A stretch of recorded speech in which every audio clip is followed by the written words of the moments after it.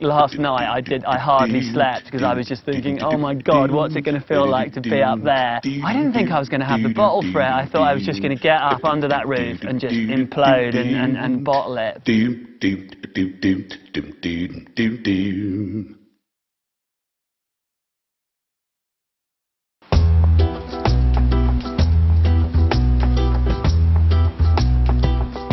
We really liked the idea of coming to Sicily because we just didn't know what we were going to find. I mean, you know, if you go to Majorca or Vietnam, you're going to find some great stuff, but I love the idea of like checking out new crags, speaking with the locals.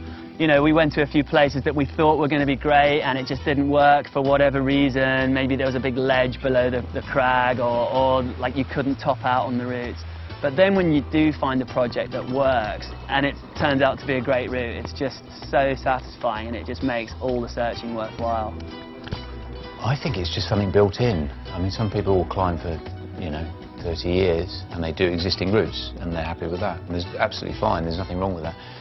But from, you know, less than 2 years into my climbing, you know, I was putting bolts in and bolting up new crags and I just always had that drive. So 24 years later, you know, here I am in Sicily looking for another great crag.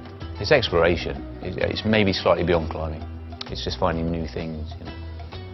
So the first time we came out here to look for some deep water soloing crags, we didn't find anything that impressive. Certainly not the next Diavolo from Majorca. But this time there's one amazing crag that we were tipped off by one of the local climbers, Roberto Zampino.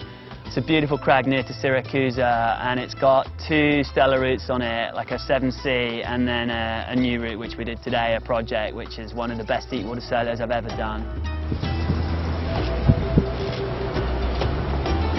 I've done a lot of different styles of deep water solo, like some steep ones, some high ones, but this project was something different for me and required me to basically dig in a little deeper than I've ever had to before because it's got a roof on it, but the roof's really high up. Because you're on a roof probably 45, 50 feet off the deck, and at one point your head is actually lower than your body, and if you fall there, you probably have to turn into a dive. Last night I hardly slept because I was just thinking, oh my God, what's it going to feel like to be up there?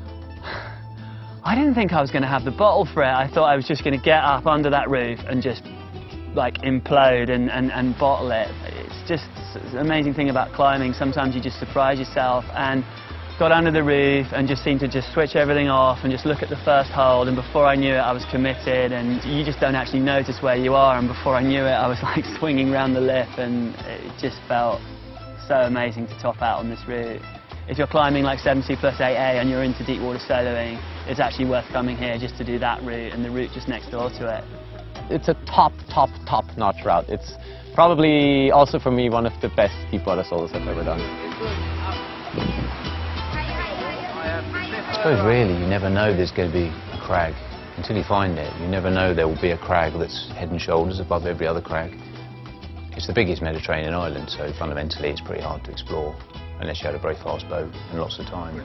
But you may travel to maybe 3 or 4 crags to find that collection of routes rather than they're not all in one place. So Sicily, yeah, it's quite, you know, it's a little bit, it sort of taunts you a little bit because you find a few bits, but you're always thinking around the corner there's a better bit.